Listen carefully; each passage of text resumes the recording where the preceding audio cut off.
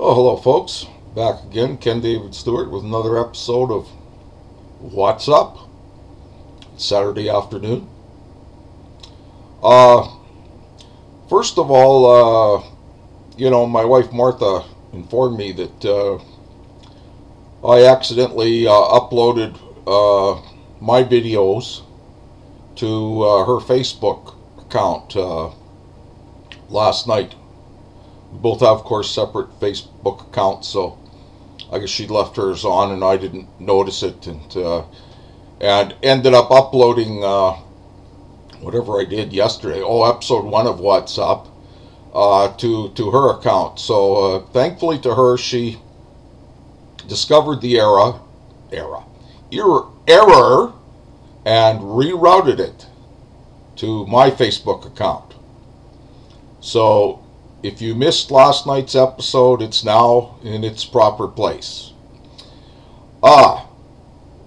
She also offered to be my producer for my show, and I gratefully accept that, because I can't afford a producer that I'd actually have to pay.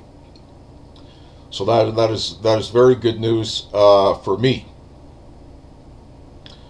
She had some very minor criticisms because she didn't want to hurt my feelings too much. One was that the collars on my shirt, I don't know, one wasn't up properly or something like that, and that I should look straight into the camera and that sort of thing. I'm not saying these are the most professional videos in the world. They certainly aren't. This is definitely like backyard wrestling stuff. But anyway, today, what should I talk about? I was thinking of a number of topics. There's most people, practically everybody's been to school at one time or another for various lengths of time. Some of us a very long time, and some of us kind of a shortened time. But anyway, we all have probably some pretty funny and bizarre and strange stories about school. I still remember my early school years to this day. I remember grade 5 in particular.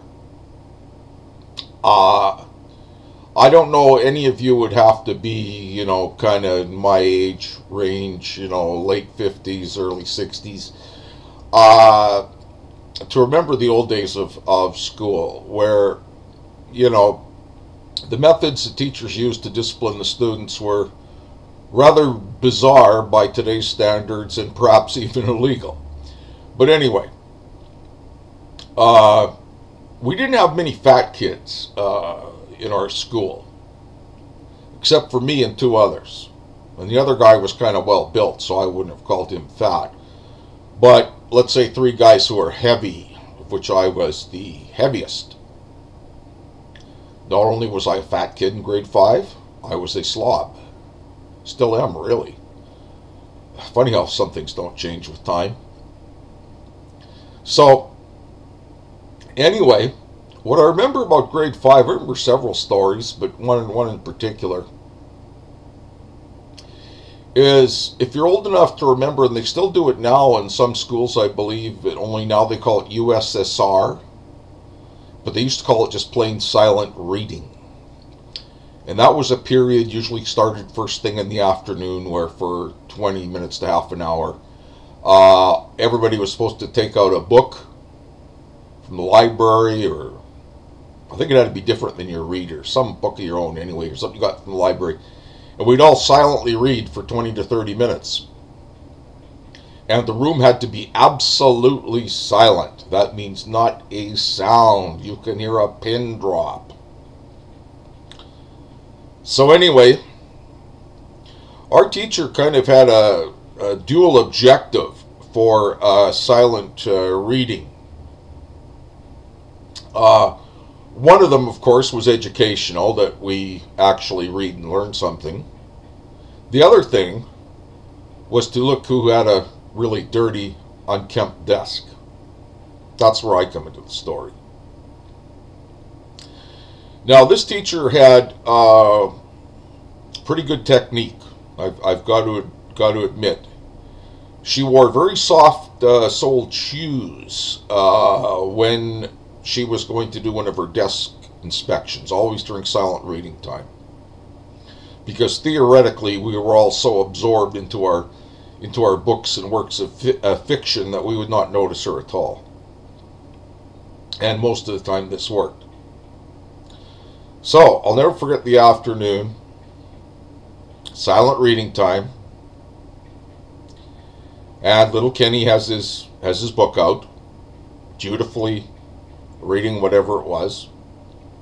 Can't remember if it was a Tarzan book or whatever, but anyway. My desk, let's say, was not in the best of shape.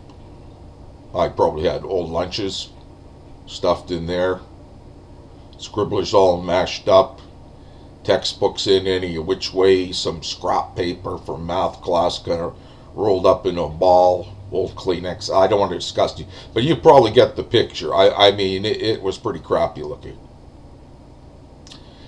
So anyway, silent reading starts. I'm heavily engaged with my book. Our teacher, in her soft-soled shoes, goes silently up and down the rows. That's another thing. We used to be in rows in those days. Now, kids are often put with their desks together in, weird configurations. But then it was the straight rows, vertical rows. So anyway, this made it very easy for the teacher to get around. She could just walk up and down the rows in her soft-soled shoes. Well, anyway, she's got her eagle eyes already. Starts at the back of the room. Up and down the rows. She comes to my desk, and with her eagle eyes, looks at the unkempt dark garbage dump that was my student desk. Now, got a picture. The room is dead silent. Everyone focused on their reading, including me. Now, the teacher passes by my desk, has already observed its unkempt nature, and in one quick motion, turns my desk over. Now, these were the old wooden desks. And bang! It hits the floor, along with all my junk rolling out onto the floor. All last week's lunches or whatever was in there, and scrunched up textbooks and Kleenexes and maybe an old sneaker. I don't know. But anyway, boom! Of course, this startles everybody. Everybody jumps about 3 feet in their desk. Then the teacher says to me, Kenny, I want you to clean up that mess and get it done before recess time, or you'll be staying in at recess. Now, actually, this wasn't the first time this had happened to me, so I can't say I was terribly shocked or anything, and I certainly was guilty of the offense. But the teacher decided on this day she'd up the ante a little bit. So, just before recess time, she says, Kenny, by this time I'd cleaned up the mess in my desk. She calls me up to the front where her desk was and says, now, little Kenny, I'm going to pin something onto your shirt. And what she had done is, I don't know, it was some from Farm Annual Report or Old Farmer's Almanac or wherever she got it. Who knows? But anyway, she cut out a picture of a large sow, pig, let's say, a large one, and laminated it. That means covered in plastic. Nice, solid sow. Picture of a sow. She also took out a nice bobby pin or something and pinned it right on little Kenny's shirt. Now she says, Ken, you shall wear this for the rest of the week to signal that you are the Pigpen of the week. It was well deserved.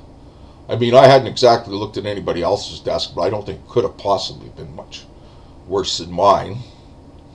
So little Kenny saunters back to his desk, now with the addition of the picture of the large sow pinned onto his shirt.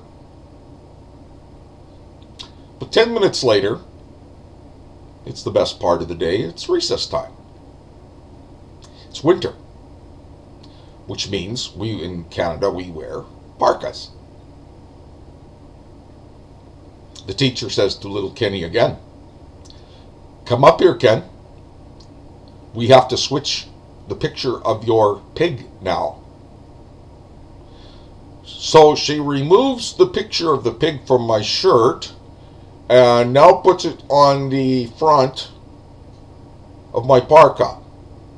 Now, this was so that not only would my class know that I was Pigpen of the Week, but all the other grades that were out at recess time. So I had the rare privilege of wearing this Pigpen of the Week around outside. So all the kids go, ha, ha, ha, ha, there's Kenny, Pigpen of the Week, But that was basically it. I can't say I was really traumatized by that or anything like that, but, it was one of the examples of kind of the strange things that used to go on in my school days. I've got a couple more stories like that that I'll tell you some other time. But anyway, I'm sure a lot of you have your weird memories and funny stories and horrendous stories from your school days, and feel free to write in or blog in, and I'd love to read them, or see if you want to do a video blog like me, go ahead. Okay, that's it. Signing out for Ken David Stewart for Saturday afternoon.